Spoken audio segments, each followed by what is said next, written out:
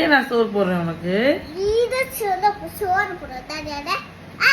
சரி இப்ப சோறு தானே பிரச்சனை, நான் காசு கொடுத்துடுறேன் அவங்க கிட்ட, பிள்ளைக்கு சோறு போடுங்கன்னு சொல்லிடுறேன்.